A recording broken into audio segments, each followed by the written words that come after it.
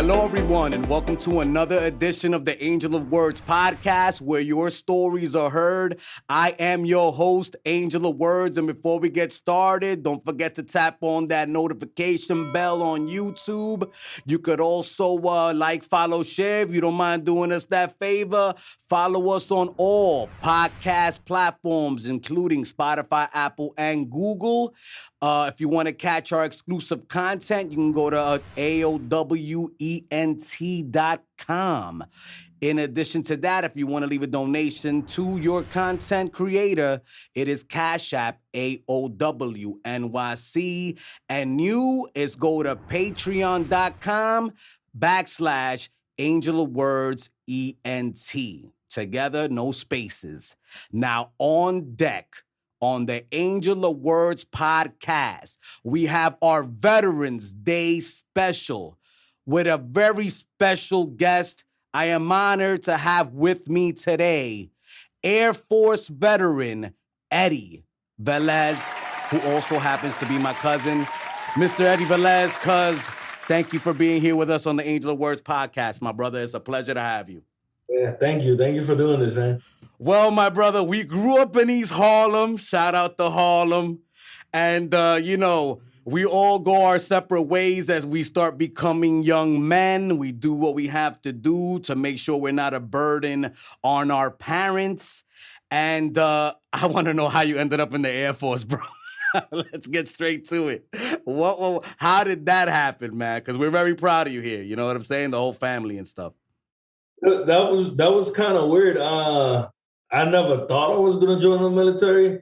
I just went to college in Puerto Rico. I graduated with a bachelor's in computer science, and then most of the jobs in that career field were like asking for experience. But how can you get experience if you're like a recent graduate?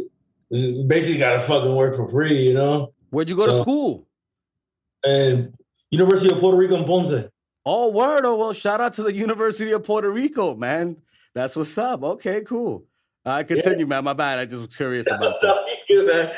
So it was like a friend of mine that I grew up with in Puerto Rico. And I didn't see him. I kind of lost contact with him, and I didn't see him for the longest time. But I had him on Facebook, and then one day out of the blue, I hit him up like, "Yo, where are you, man? You still in Puerto Rico?" Like, "Nah, I'm in Spain." Like, what the hell are you doing in Spain? He's like, "Oh, I'm in the Air Force." I'm like, "Really? Since when?" She's like, "Yo, I've been doing this for 5 years. It's pretty awesome."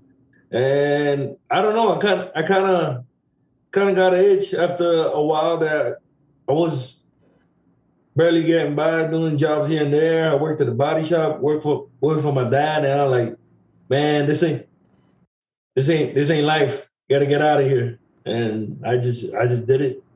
So how long after you graduated from college did you hit the Air Force up? I think it was a little less than a year. Okay, so it wasn't too long. Yeah, it wasn't too long. I'll say 10 months. And where did you walk into? You walked into a regular recruitment station? How did that work? You know what I mean? Yeah, so I asked my friend, "Who's your recruiter?" He's like, "Oh, it's Zoe. This is his name. Is it Maya West?" And I just went, and he was like, "Take this practice test." He's like, "If you get over a 70, we can talk." Yeah, and it's like a 20 minute multiple choice test, but you got I believe it was 10 minutes to answer all the questions. If you didn't answer all the questions, he wouldn't talk to you. And I got an 83, and he's like, let's talk. Bro, okay, so all right, check this out, because I remember last season we spoke about that. Did you ask to be in part of any particular part of the armed forces, or you asked to be in the Air Force right away?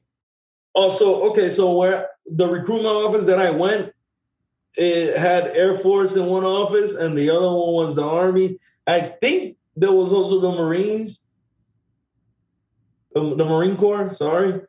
But they were barely ever there. But I knew I wanted to go to the Air Force. I was people they treat you better. You get better food. So you didn't go because you like planes. You went because of the food, bro? That's crazy. So when you enroll and you pass the test, so you got to go back. Like, how does that process work? You go back and then they ask you what part of the division you want to work in, or is this something that you just throw you anywhere? Okay, so how this works, it's kind of weird to explain. So the recruiters have a quota to meet. There's different type of career fields. Let's say your combat, aircraft maintenance, let's say admin. There's different types of fields. So they gotta recruit people, a certain amount of people on each career field during their quarter, because they have to meet like quarterly quotas.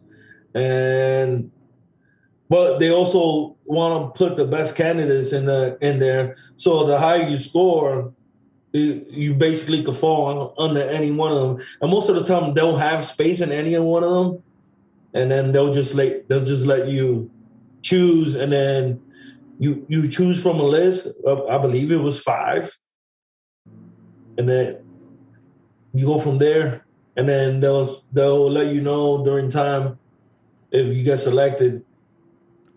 Now, you said you had the computer science degree. I mean, there's a lot of jobs in the Air Force, that deal with technology. Did they throw you in there? Is that where you worked? Like, where did they throw you? Like, not throw you, but where were you placed? So like I took the test and I scored pretty high, and then when I went to the actual office that they told me that jobs I could choose, they have a stack of pamphlets that had the description of every career field in there, because everybody's a career field is like coded by alphanumeric codes, and he basically took only like 2 out of that packet, and he's like, you can choose whatever.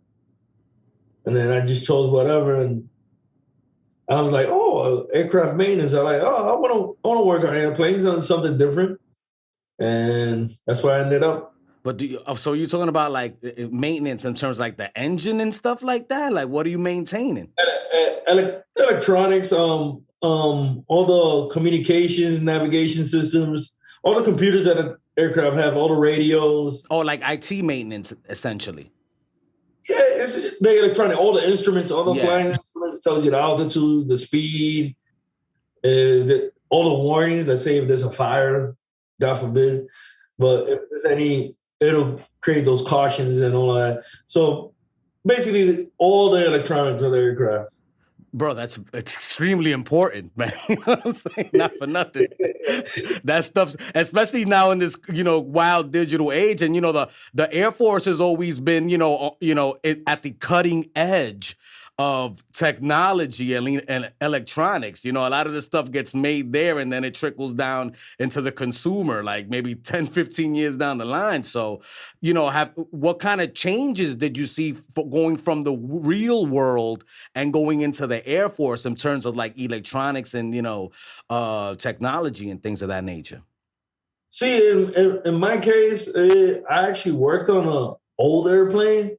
So I kind of looked at it like, there's all this shit looks vintage. Really? But like there's certain technologies, even though they're old, it's stuff that you don't see in the outside, like some secret shit, Yeah, you can't tell us the secret stuff,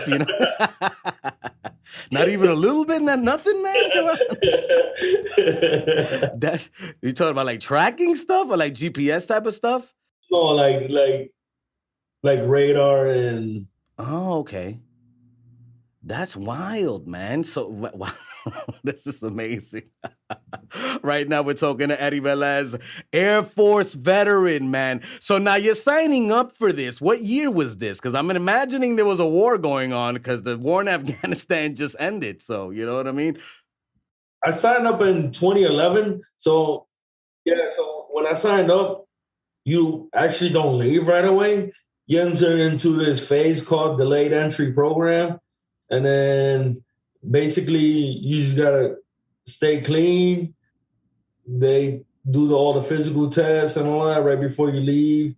You do like practice physical tests with your recruiter and all that, and keeps you up to date to see if there's any. If you don't have a job, he'll let you know, hey, this came to my desk. I don't know if you want it.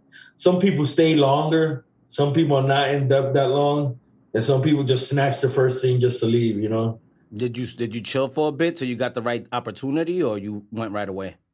So what I chose, I think after like 3 weeks, it was like, if you want it, it's yours. You can just come in, sign the paperwork, and you're good to go. But this will be a ship out day. Like I think I entered in depth like in, I'll say June of 2011, and then, but I'll say July I already had the job, but my ship out day was in October, so I basically had to wait. Yo, bro, there's no basic training in the Air Force? How does that work? Oh, like, there is. Oh, there is? Oh, yeah. I'm like, what was that? Like, I'm like, you just going in there like it's a regular JO? Like, that's crazy. Like, you don't got to learn how to shoot guns and that like that? That's wild. I'm like, yo. No, so that's an actually, when your start date, October, what that means is your start date of going to boot camp, basic training. Okay. Which was 60 days, 8.5 weeks. Okay. Is it different than the Army basic training? Are you learning different types of things? Like, how does that work? They're all kind of the same. They're kind of structured the same, but of course, more lean to like other stuff, like the Army and the Marine Corps will show you more combatives and all that stuff. But like everything else, like the PT, which is all the physical training, all of that is basically the same. You know, everybody with the same haircut, beds tucked in, you know, those sheets with no fucking wrinkles, all that stuff. It's all about a discipline, man. It's a scare. That very first night is scary, man. Yeah, for real. Why was it scary, bro? You know what you was getting into? Some motherfucker just comes in at like 5:30 in the morning, like yelling, like, "What the fuck are you doing?" He's yelling, like, "I want everybody shaved, lined up against this wall in like 10 minutes," and that's like 50 people for like 6 sinks, and everybody's like with them good news razors with the 2 blades, you know. Some people had like kind of a beard going and just hanging away in their faces, like. Bro, you're gonna kill yourself doing that, bro. You can't shave a beard with a razor, bro. Very, very first morning, because we got there like at 3 o'clock in the morning to wake up at 5. 5:30. And nobody, did you have a beard back then in the locks or not? No. I had short hair, but I had like a chin strap. Yeah. But it was kind of long, and I had a good news razor, and I don't know how, but I got that motherfucker off without cutting myself. I just pulled the yanking. I was like, no. That's crazy. You didn't have a scissor? Usually you use a scissor to trim it down, and then, you know what I mean? Just a straight razor. What a mess, bro. That must have been nuts. And what, did you have butterflies in your stomach, man, when you're going through this, or what, man? Like, because you say you were scared, man. Like, what was that? You know, how did it go away right away, or did it stick around? You kind of ease into it. You kind of fall into the routine. Like, this is gonna be my life for the next 8 weeks. Just do what they say. Always, I learned this afterwards. Always listen to what they say and not how they say it. They're yelling at you, so you just getting nervous. But they're basically telling you any simple order. They're not asking for you to do the impossible, you know? But they're yelling at you, and you're like, you're not used to that. You're like, oh my God. I know, right? As you get older, your mother screams at you less and less, so you don't get to, you stop getting used to that situation. Now you spoke about the discipline situation, right?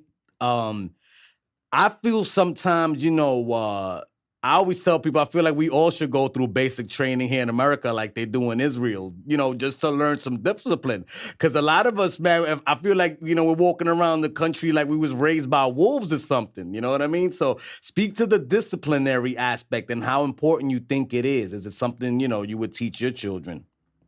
Oh, yeah, it kind of gives you like respect of your self-image and respect toward others.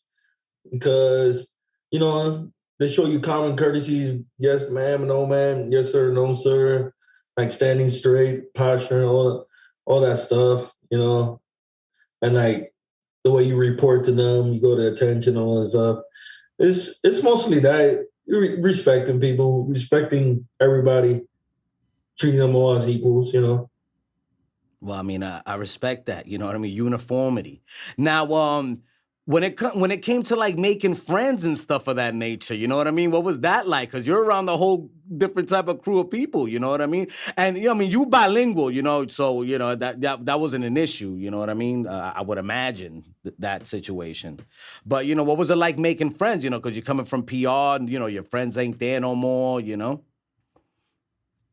really wasn't that hard because some people have like tattoos. I don't have tattoos, but you see people with tattoos and like, oh, that dude has a Puerto Rican flag, and I wait till the MTIs and I look, I'm like, yo, what's up, man? Where you from, man? And all that shit. And whenever everybody's back in the rooms, like preparing their beds and their wall locker of all their clothes, all that, all the inspection areas, you communicate with people. Like everybody gets assigned duties of cleaning the whole bay where the beds are at. I'm like, oh, there's a person that aligns all the beds, all the bottom pole all the way straight down. There's a person that sweeps under the beds. Someone that aligns the shoes, all types of stuff, cleans above the lockers. So you start communicating with people, but then some people got on a personal level. Mostly every Sunday you'll get a phone call home, and then the drill instructor is not really there on Sundays. They're probably going for a while, but Sundays is mostly your day to like catch up, do laundry, make sure everything's ready for inspection, go to church if you want to, call the family, write letters. But then you'll have some classes, but you really didn't have much on Sunday. It was mostly the day of a little bit winding down, unless you got in trouble, and then it was just hours of I mean, how do you get in trouble, man? Like, that's not a place where I figured you want to get in trouble, number one. Well, and in our flight, there was this dude that actually got out of the... You're not supposed to have candy and all that. That's considered like contraband, kind of like jail. Okay. That's interesting. Yeah. You could have soda, you can have candy. No sweets, no energy drinks, no nothing. And this dude went outside and went to the vending machine and they saw him. And they were like, hey, who's your element leader? So the element leader is there's 4 rows when you march in a flight. But that's also how the beds were set up. So your element was in the bedroll that you were on. And they were like, who's your element leader? You had to tell them who it was. And they were like, everybody from the first element down to the pad. Oh, they made you do burpees, push-ups, jumping jack, back and forth, run here, run there. You were puking. Wow. and the whole regiment has to do it, right? Because that one dude messed up.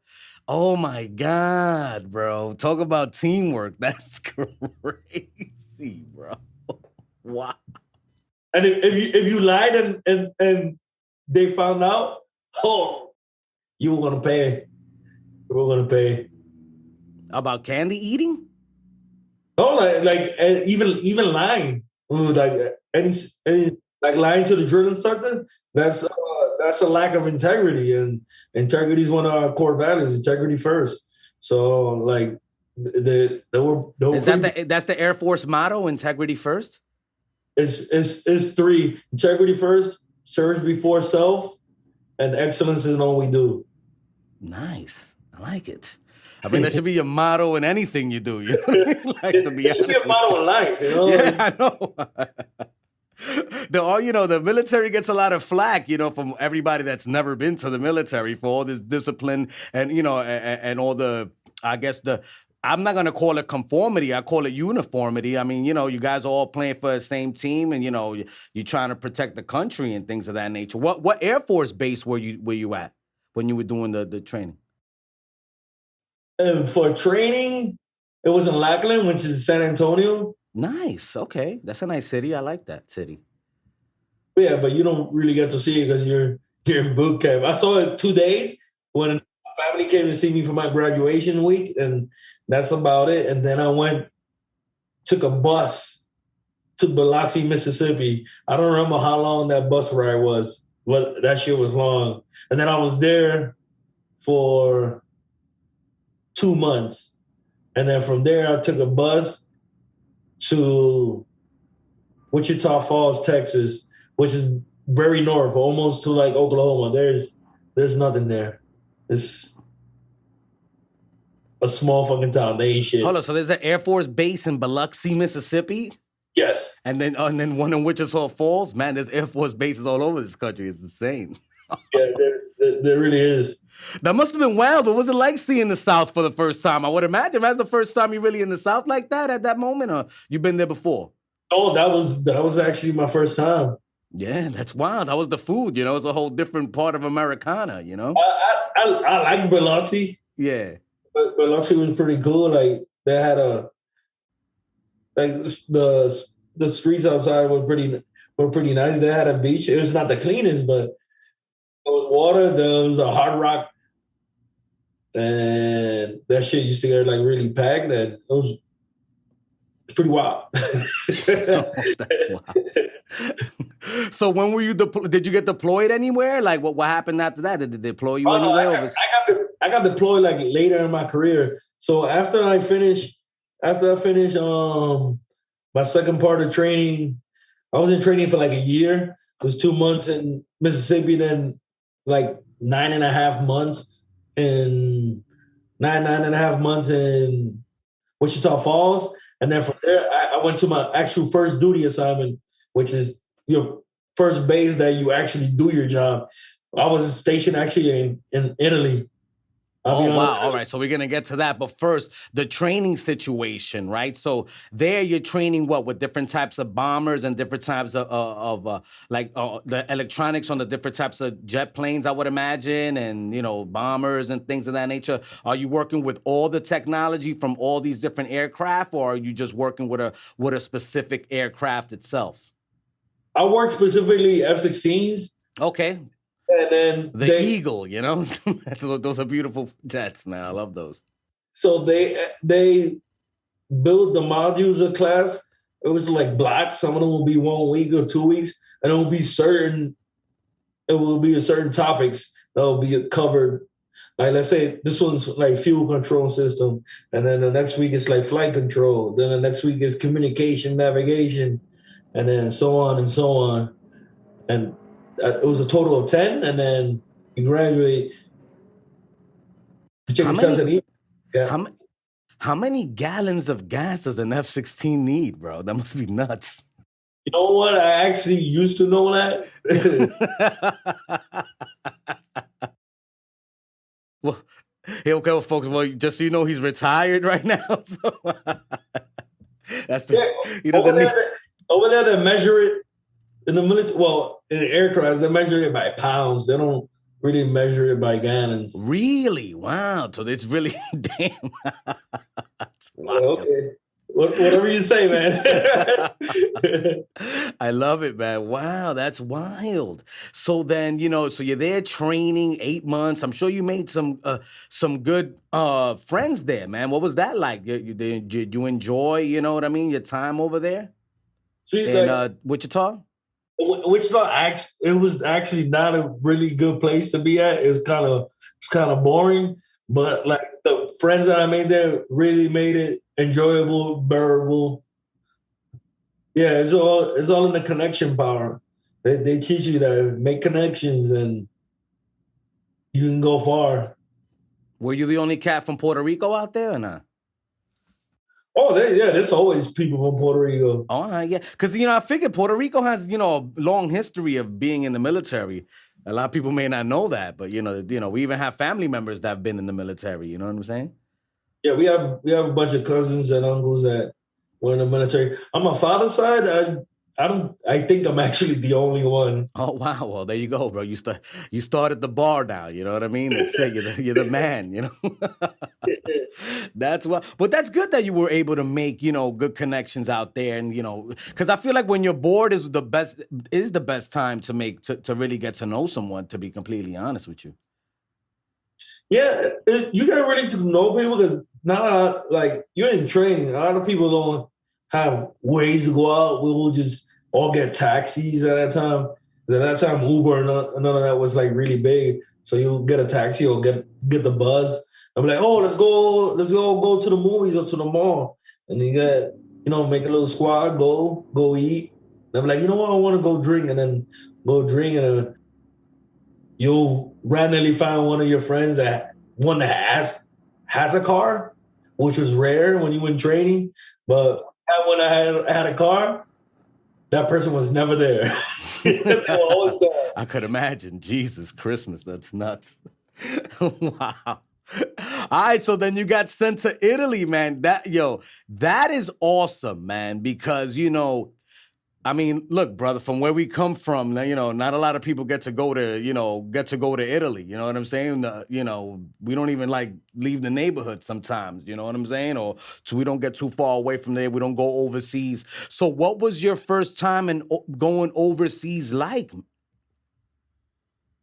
Like I saw it, and it kind of reminded me of Puerto Rico because where I'm at in Italy is in the north. It's very close to Venice. It's like 45, 50 miles from Venice, and it's right by the pre-Alps, so you can see the mountains, and you can see ice and snow at the peak because people go snowboarding and skiing up there, and you smell nature. You're like, oh, there's green everywhere. It's not just buildings and just cars everywhere.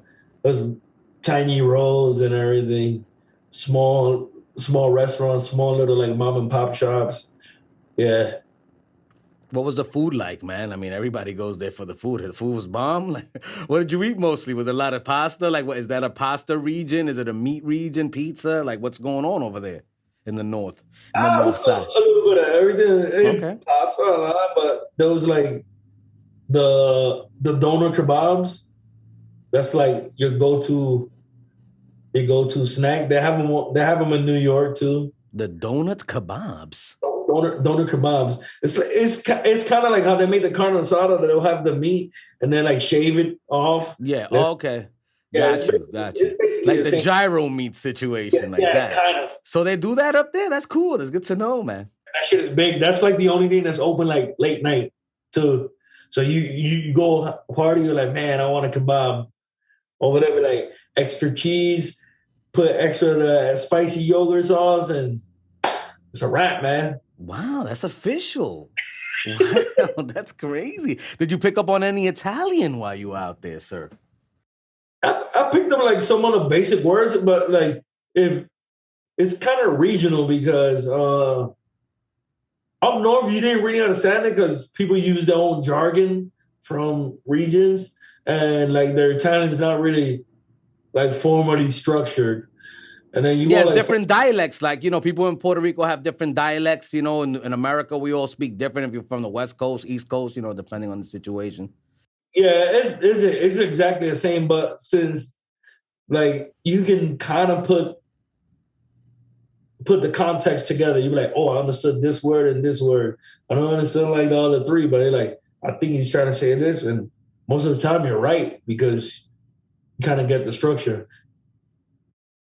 Now I know that they also have engineers and people that the maintenance, the IT gentlemen also on. Are you also on the Navy bases as well? Because the planes fly on top of some of the big Navy, so you weren't dealing with that situation at all. No, so the Navy The Navy, they fly their own planes. They have planes. Everybody associates. Oh, okay. So the Navy has their own pilots. Yeah, their own pilots, their own planes also. Oh, really? I didn't know that. That's interesting. Okay. A lot of people really don't. They just think they're just on boats, you know, the whole time. No, they fly their. They work their own airplanes. They fly their own airplanes. They just do different missions than us, you know. Everybody has their own purpose and to accomplish, you know. So they'll scope certain areas and we'll scope other areas. But we mostly work joint with ground forces, which will be like infantry, army, and whoever's a combat soldier. Anybody special forces, anybody needs not like you play the Call of Duty airstrikes, stuff like that. Yeah. Yeah, like the Rangers and things like that. You work with those dudes. Yeah, shit like that, yeah. Wow. So you guys work hand in hand with one another. It's good to know, man. Wow. So did you meet any Army guys while you out there? Do they separate you guys, or you guys basically are all rocking, you know, are you intermingling? Like, how does that work? Well, when I was in Italy, that also was an Army. It was like a paratrooper, people that jump in parachutes. They do their jump training there. Got you. But then that base was an air base. It was us and the Italian Army. But the Italian Army, they were only like security forces. They were basically military police. So now let's say you know a person like yourself. Do they ever send you near like a war zone? Would you ever get sent to a war zone? Not technically or per se. I went to areas that were conflicts that a lot of people really probably did not pay that much attention to. Such as?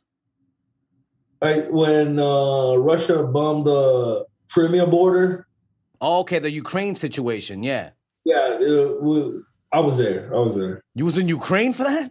No, I was actually in Poland. Oh, okay. All right, so they have you like off, like not too close situation. Yeah. Of course, I'm not. Yeah. No. All right. So you fix the planes, and then they go do what they got to do over there in the Crimea situation. Wow, that's nuts. For those of you who don't know, that was an issue about 3 years ago. That's the big Bochinche gossip, between Biden and that Trump was saying that Hunter Biden was involved in. But okay. Wow, that's crazy. So did you went from Italy to Poland? No, so while I was in Italy, you go on different trips. You do training with other forces, or you do it's mostly pilot training, but since the pilots got to train, the aircrafts need to be fixed. You need to bring the technicians. So they'll be like, oh, we're doing this thing. I actually went to Portugal, and then I went to Poland. Portugal, we trained with the Portuguese Air Force. There, I can understand actually what they were saying, because Portuguese is very structured like Spanish. Well, Portuguese, because Portuguese from Brazil is quite different. Yeah, I mean, I hear that all the time. I guess it's like, Spaniard, Spain, and Puerto Rican Spanish are two different situations, you know what I mean? Different, so wow. So you were able to communicate with the Portuguese out there. What was that like, man? Portugal's an interesting place. Were you in Brisbane or around there? I was, can't remember the name right now. But I was close to Lisbon. Okay. Not that Lisbon, close. not Brisbane. Lisbon, my bad. That's my fault. Yeah. But I can't remember exactly the name of the place that I was at. But it was pretty cool. Wow. Did you spend a long time out there? A month. Yeah. Okay. So you got to eat the food and really, So that's I guess, because I really don't know. I mean, obviously, I've never been in the armed forces, so I don't know if you really get to enjoy the cultural aspects of the countries that you visit, or are you just eating cheeseburgers and whatever it is they got on base. You feel me? Like, so you do get to go out and taste the delicacies and see a little bit of the culture that's in the countries that you're in. Yeah. So most of the time when you go on those trips, like to other countries, especially to other countries, you won't stay on the base because they don't have like a hotel on base or housing. You're basically in a hotel, and we basically were like, we booked this whole hotel. This is ours. Don't book anybody else. I don't know, whatever the government does with their money, and I'm like, I mean, hey, bro. Well, it's good to know you guys got it good. You know what I'm saying? It's like a team, like a basketball or football team. They get the whole hotel or whatever sections of the hotel. They section it off. But all right, so that's dope, though, man. So they booked the whole hotel, so everybody in there is basically, part of the same team, and you guys all get to go out together and enjoy the various, fruits of your labor. Wow, that's pretty dope, man. Not a bad deal, Not as scary as it sounded growing up. You know what I mean? I feel like, not a lot of people know about these opportunities that are available. Everybody always is fixated on the war aspect of it. And yeah, obviously that's scary. Let's be real, However, if you do have, the cojones to brace those, and you are an adventurous individual, I mean, you could really see a lot of the world, You've probably been to a lot of places you thought you probably would have never been to before. Oh, absolutely. A bunch of places. I'm like, what?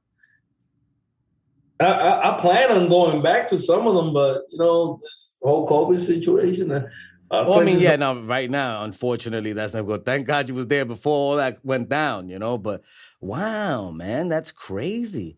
And then after Lisbon, you went to Portugal. Were you in Warsaw? Like, what part of? I mean, not Portugal. You went to Poland. So were you in Warsaw, Poland? Like, were you in the central?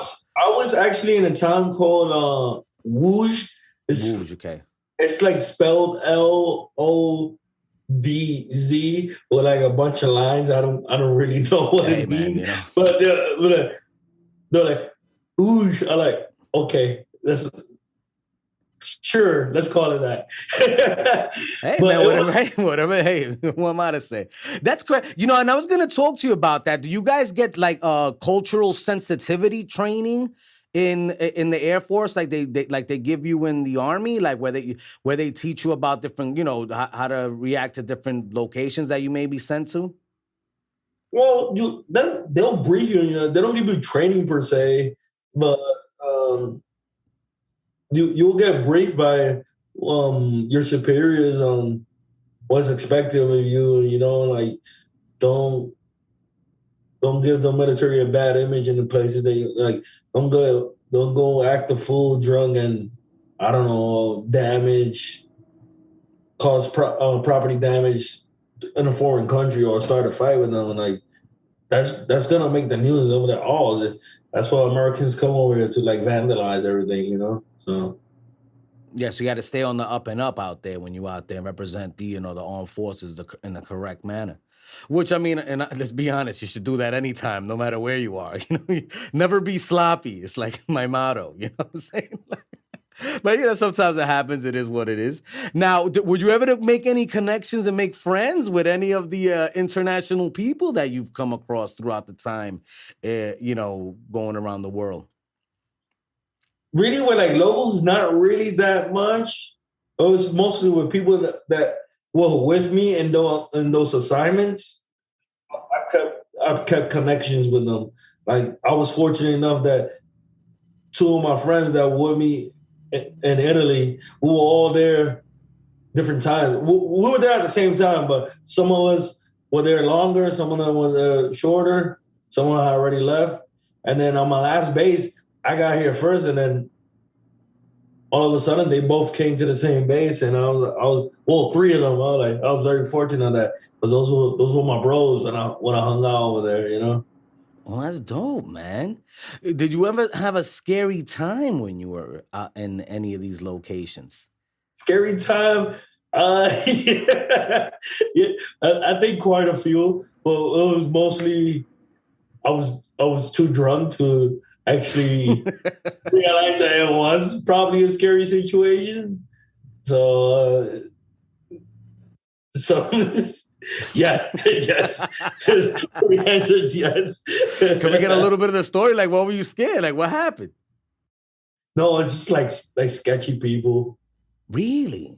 Yeah. And you just like being friendly, you're like you drunk and all that stuff, and then like you hear a logo like, yo, stay away from that dude. That dude got guns on him or like shit like that. Like, oh snap, like Europe, like, yeah, no, it could be KGB, it could be anybody, you know what I'm saying? Maybe like, like a double yeah. Don't have weapons, so like what the fuck are you gonna defend against, Yeah. Wow, that's crazy. So all right, so you guys don't walk around strapped out there when you in these different countries. No. All right. Well, that's good to know, you know what I'm saying? I didn't know that it works that way. Wow, that's wild, man. It's not like you could be undercover because everybody gets the military here because you can dress however and then be like, look at your head and like, For real, you got the fade, my man. It's quiet. Yeah. The Caesar. That's you got a fade in. It's not that good. Yo, for real, you got it's not even a fade. It's like a bowl cut. Like it's wild. That's crazy. So, my brother, like, how do you feel? Because in Puerto Rico, we're really proud of our heritage and our culture. But, we are born American citizens, but you served in the military. So, like, how do you feel when there's like a World Baseball Classic and we got to play USA? Like, you know what I'm saying? Is it confusing for you? It ain't confusing. We're gonna kick their asses. That's what. All right, so you Puerto Rico all day, Team Puerto Rico. Yeah. That's interesting. I love it.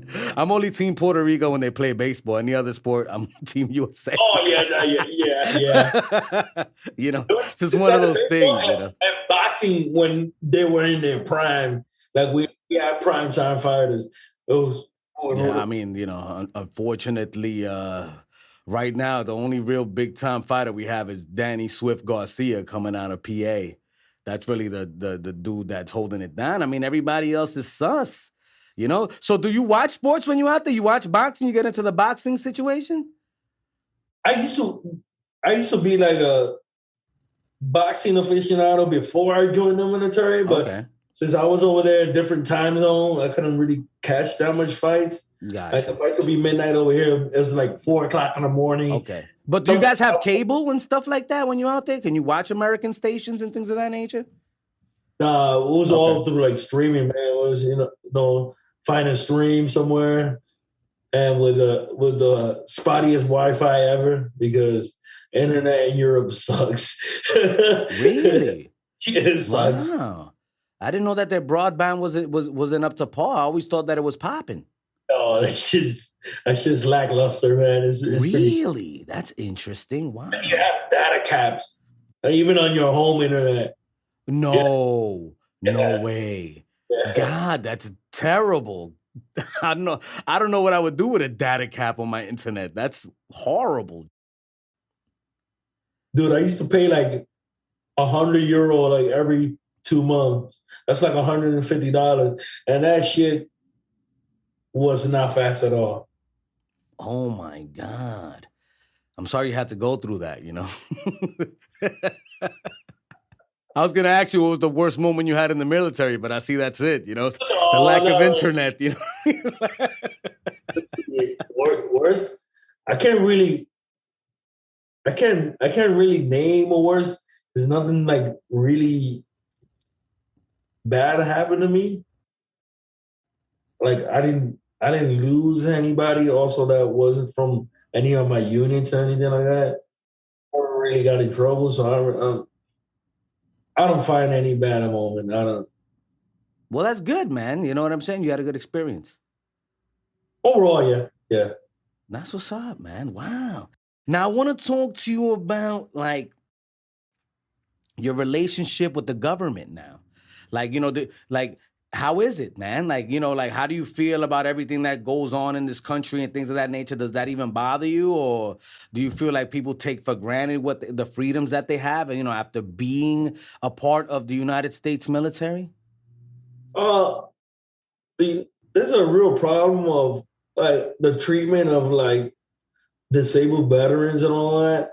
There's a very high percentage of them that are homeless, and some of them, succumbed into drugs and other stuff. Is most of them don't really get any help. Really? And have you been helped, man? Like after getting out, like, like you get mental health, I know you got TRICARE, right? You get TRICARE as a health benefit. Oh, TRICARE ends when you get out. Really? I just get from my employer, and then I get the VA because I get disability from the Air Force, so. Was it hard for you to get a job after getting out? Not really. It's a real like weird story how that happened. If you want me to elaborate. Yeah, no, please do, man. We're on the podcast, baby. We're here to listen to your story, baby. Yeah, so like I find out I'll process completely from the Air Force on August, but my date of separation, like officially done, was October 2017. And I was planning on moving back to Puerto Rico, go back to college, use my GI Bill and all that, go to school, reintegrate back with the family after 6 years not really living at home, and all of that. And that was when the hurricane came. Yeah. And they took my household goods and they shipped my car. My car made it there the day after the hurricane, and I was without a car. My only plan after getting out was to go to school, and my plan was down the toilet because I couldn't go back. And then I just like there was like hiring temp agencies like hitting me up, and they just kept looking at my resume. And that hit me up like months before, but I wasn't interested. And then I was like, man, I need to come up with a plan. First, I gotta get my car back, and then I need to come up with a plan and figure something out. I got money saved up, but this ain't gonna last long, So I got hired through the phone, and then I moved down here to Savannah, Georgia. I didn't live that far from here. I lived in South Carolina, which was like 2.5 hours from here. So I love it. Okay, so when you came back from Europe, they sent you to South Carolina? What was that experience like? God, man, you're like in all these red states. This is awesome. I love Texas. I'll be honest. I have a great time when I go out. I don't have anything against the red states. Everybody knows me. I'm a down the middle kind of person, man. You know what I mean? But wow, you were really in the heart of the red capitals. You know what I'm saying? Like, what was that like in South Carolina, man? You know what? I was there for 3 years. Well, stationed there 3 years. I'll tell you, actually there, I was probably there only like a year and 3 months. We were always on trips, training, or deployed, training. I went to Vegas 9 times for those 3 years I was there. And each time was at least 6 weeks minimum. I was there up to 10 weeks living in a hotel. That shit sucks, living out of a bag. Oh, God. In Vegas? Jesus, that's nuts. Yeah, 10 weeks. Wow. You were in Vegas that many times, man? God. Yeah. That's really not the place you want to be, bro. Like, if you're not really trying to, like, waste money and, like, go crazy, it's, like, a wild place to be at, man. How was it there? Like, were you able to find, like, a sense of normalcy in that town? I actually like Las Vegas. Okay. I'm not a gambler, but, like I like this show. Everybody just pictures the gambling and just... Yes. And the prostitution that's waved at you all day, every day out there. You can't even walk down the street without a hooker asking you for some bread. It's crazy. A little Filipino woman flicking a card. Yo, man, it's wild, man. It's a wild place, God bless Las Vegas. My cousin lives there, so yeah, I can't. I'm not hating on Vegas. I'm just saying it's a wild place, you know. It's its own place. It's kind of like Miami. Yeah. But Miami is its own world, man. Yeah. I'm not a big fan of Miami, I'll be honest. And I'm going to state that publicly. Sorry. If I never go back to Miami, I don't think I'll be upset, to be real with you. It's not for me, you know what I'm saying? Yeah, I'm not really like a big fan of Florida in general. You know? No. I go there once in a while. I got a bunch of friends there, but like I wouldn't live there. Yeah. There's nothing appealing of it for me. Like you go to Orlando, like there's a shit ton of Puerto Ricans. There's a little bit of culture everywhere. There's like all these amusement parks and all that shit. But what else is there? So then after South Carolina, you went down to Georgia. Georgia. I love it. In Savannah, Georgia. That's a fancy place. Bro, there's a lot of plantation style homes, man, down there. Does that not make you feel weird? I don't know if I could be around all that, man. That'll make me feel some type of way. Well, not really. It's even though it's terrible, but it's still a lot of this part is still part of history, you know, even though it's old and all that. But there's a little bit of culture everywhere here. There's a little bit of everything. It's a melting pot, man. No, Savannah's a big deal, man. Like Savannah's really like popping from what I hear from all the people, not only you, the people that I know that have frequented the place. It's in the East Coast. It's the place that the people come the most to get married.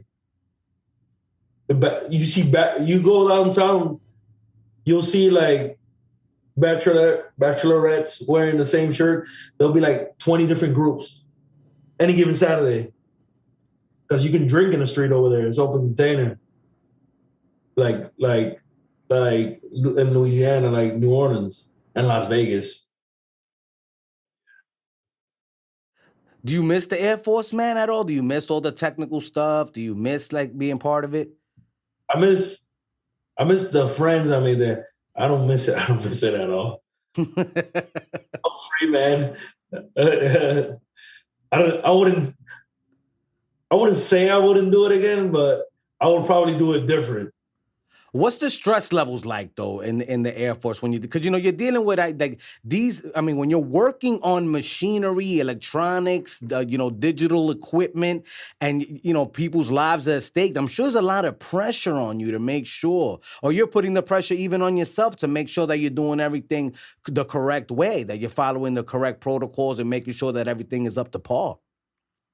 It's pretty stressful. It's stressful. It takes a toll on you too. You put a lot of long hours. Like I work mostly night shift, and I work like an average of 12, 13 hours a day. Wow. Yeah.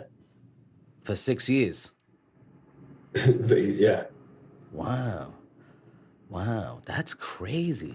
Not everybody there has a like you would say a 9 to 5. Oh, I work by 8 hours. I'm done. Us is different. You have a mission. Like these planes need to get fixed for tomorrow. These planes gotta get fixed for tomorrow. So, and that's it. That's it. Wow, bro, that's wild. Now you were talking about, which is a sad situation with the homeless vets. Do you help the homeless vets? Like, do you do anything, or do you know of anybody that helps them or things of that nature? Yeah, I help them. I see them on the line. I'll give them like, do you need anything? Yeah, I'll hold them. There's a bunch of associations and groups here that do that, but like the Veterans Administration in general, they don't really do much. I think the real problem it is that there's not really a good like program of transitioning back to the civilian life, because you're like, yeah, they're like, I want to get out, but you really clearly don't have an idea of what you want to do when you get out. And that process like very shortened, whatever tools they're trying to give you, and it doesn't really help you, you know? Wow. So It's okay, so there is a transitional time where so you're telling me that there's counselors that speak to you. There is counselors also so that you try to take help you. Okay, go ahead. Sorry. no you take a it's this class called TAPS. It's transition assistance. I don't remember exactly what it means, but it's for you transitioning your skills learned in the military or not, and applying them to the civilian sector. They'll give you contacts for like there'll be different representatives. Like if somebody wants to become a teacher, they got special programs of going from a veteran to a teacher, and then like different type of employers in the local area of where you at. But like there's not really a real emphasis on like kind of switching your mentality a little bit, you know. That it takes a while. It took me a while. It did take me a while. Plus, it didn't help that I got out and then I wanted to go back home, and then the hurricane happened and I couldn't go home. And then I was like, well, I'm in Georgia. I don't know anybody out here, but let's do it. Wow. And I mean, and they don't have anyone, I mean, not saying they don't have anyone, but it's scarce the therapy or the resources or the the people that are out there to help you guys with that transition is what you're saying. Yeah. Wow. Wow. So you feel like there should be more resources allocated to helping people transition back into normal life, dealing with trauma, dealing with the civilian life, because it's a culture shock. You're going from a big discipline space to then America, you know what I mean? The place you've been protecting, that I love so much. But there's a lot of different type of people out here, you know what I mean? And then you gotta be able to learn how to. They should give you some cultural sensitivity training on the actual country you're coming back to live in that you're actually from, because this baby changes like the technology, baby. Like every 3 months, you never know how somebody's gonna feel, what's gonna happen. It's pretty crazy. Wow. Wow. Well, Mr. Velez, and right now we're talking to Eddie Velez, veteran of the United States Air Force. Shout out to all the veterans out there from the United States all over the world. Peace and love to you folks. Keep doing your thing. And thank you so much for the services that you're providing to us all over the universe. Now, my brother, we have reached the time where it's time to play 5 Words with Angel.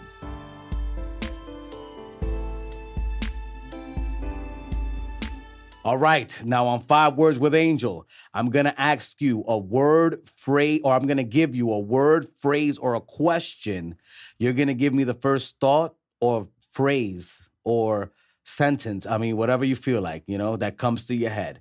But, starting with the first thought. Are you ready? Got you. All right, so the first word on 5 Words with Angel is, what's your favorite airplane? Military airplane, aircraft, to be, exact. The SR-71, man. The SR-71, baby. What's so beautiful about the SR-71? Let the folks know. That was actually our fastest plane that we used to have. It used to go so fast that the panels on the side would expand and it would leak fuel everywhere. Because it was like, this shit could basically fly on the rim of between Earth and space. Nah. Yeah, it was a spy plane. SR-71? Yeah. That's crazy. Yo, wow. So it's going almost as fast as a rocket ship. Yeah, it's pretty fast. Well, I take that back. The altitude that was wrong. The altitude is actually the U2. Okay. The U2 is the one that flies like very, very high. But the SR-71 was like the fastest. Oh, okay, cool. It's flying obviously faster than the speed of sound, but like, I think it's like Mach 6 or something. I can't remember exactly right now. Oh God, that's crazy. I should have fucked you up. Yo, man. How loud is that sound though? Like, wow, wow, take us there when that baby's about to take off. It's been retired like forever. If you go to any aviation museum, oh, okay, so it's retired. I mean, obviously, I don't know too much about this. That's why I have you on the podcast to put us on to what's going on. All right, so you've never seen it take flight. You just heard about it. Yeah. Okay. All right. So, all right. I guess you could find that at museums, or any airspace museum. Any space or aviation museum. Yeah. Might have it. I know the ones in Washington, D.C., they both have it. The one at Velez and the other one, the NASA one, it's in both. All right, cool. The SR-71. That's good to know. All right, the next word on, it's a question. The next question / word on 5 Words with Angel is, what was your favorite moment in the military? It was going to Italy. Like, really? Yeah. All right, cool. That's what's up. What's up. Cool. So you was excited, huh, to get out there. That's what's up, man. That's cool. I like to hear that. All right, cool. And I was gonna ask you, what was your favorite country to visit? Was it Italy? No, that's the third word. Third word is, what's your favorite country that you visited? Croatia. Ooh, the Croatia. Wow, really? Why? I'm curious. They just loved American there. They were very aware of American culture. A lot of them spoke English. Yeah. And they're very friendly. Very friendly. Really? That's what's up, man. Shout out to Tony Kukoc. I think he's from Croatia, if I'm not mistaken. That's what's up, man. You remember him back in the days, the basketball player from the Bulls. All right, cool. All right, so, and the fifth and final word on 5 Words with Angel is, what do you think about when you think about Georgia? Georgia? Mm-hmm. Peaches. Oh, man. Really? Like, it's real in the field when it comes to Georgia with the peaches. I love peaches. I'll be honest. I will put that up there as one of my top 3 favorite fruit, man.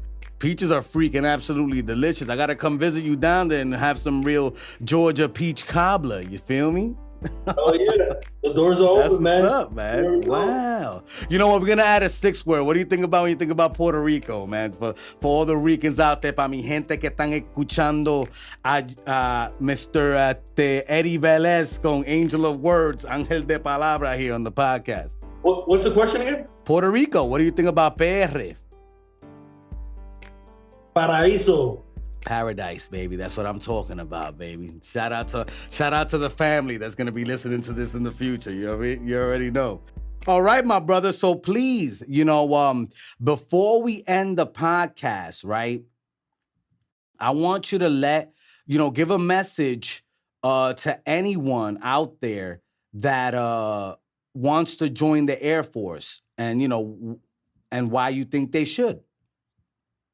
Or why you think they shouldn't. I mean, however you're feeling. But, let them know, because that's a different career. It can get you out of, obviously it can teach you a skill. It can probably get you out of poverty if you have no other choices.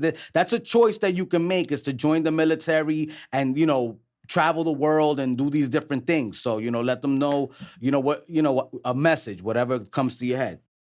I'll say teens and nowadays are very indecisive on what they want to do, or they want to do too much, so they can't really stay firm on what they actually want.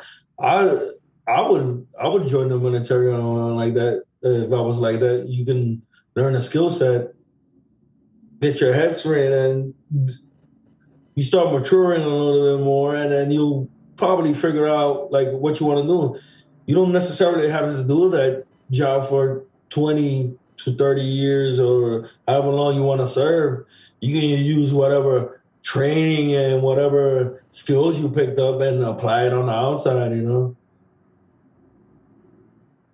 That's what's up. That's basically it. You'll learn a lot of skills. You'll learn if you want to learn too. Some people just go in there just for the paycheck. Just go there for the paycheck, not really be team players and all this stuff. And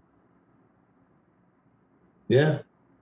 So would you recommend the Air Force to anyone that's like lost and is looking for something? I'll recommend anybody in the military, but do your research on like at least what type of job you might that sparks your interest. Like, but you can join any branch. It's all up to you, you know. Got you, man. Got you. Any special words for the fan back home before we wrap it up? I love y'all. Miss y'all. I haven't been there in a while, and I'll see y'all soon. I'm going for Christmas. All right, that's what's up. All right. And that was my cousin, Air Force veteran Eddie Velez joining us on the Angel of Words podcast. My brother, thank you so much. Everyone, don't forget to subscribe. Click on that notification bell on YouTube. Like, follow, share these messages is important. We will be entering the world of Patreon. Find us at Patreon.com/Angel of Words ENT for extremely exclusive new content, diverse content that we'll be putting out there here at Angel of Words Entertainment. Also, don't forget we're on all podcast platforms, including Spotify, Apple Podcasts, and Google Podcasts. If you want to check out the exclusive stuff that's available on the website, go to AOWENT.com. We have a blog, and we also have the merch for sale there as well. And if you want to leave a donation to your content creator, it is Cash App AOWNYC. Thank you for tuning in, everyone. Talk to you later, and a big shout out to all the veterans out there in the United States, all over the world, baby. Peace.